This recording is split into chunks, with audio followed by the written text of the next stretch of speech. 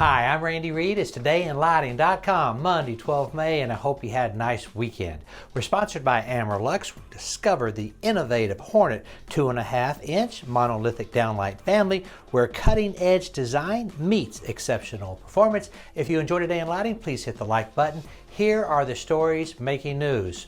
More news about LightFair. I was there Monday through Friday, so move in through move out.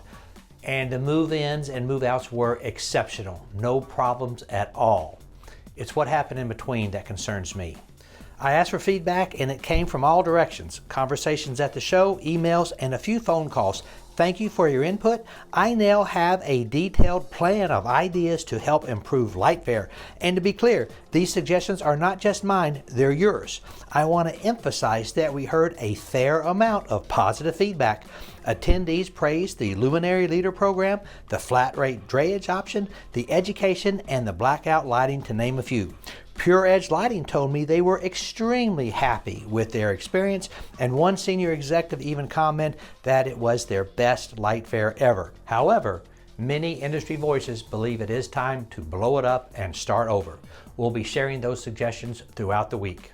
Tickets are on sale for the 2025 IES NYC Lumen Gala on 18 June at Pier 60 in New York City, celebrating excellence in lighting design with the theme Reflect and Refract. Sponsorships are still available. Visit edisonreport.com for more information. ETC has launched new Paradigm MK2 processors, doubling control capacity and offering a compact, cost-effective DIN rail model, ideal for modern LED systems. A new DIN station power supply is also available.